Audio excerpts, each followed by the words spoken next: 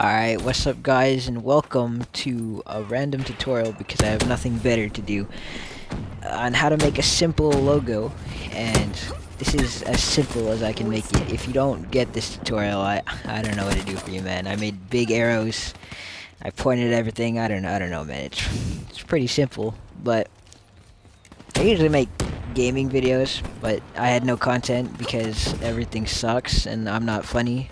So yeah, I hope you guys enjoy this tutorial.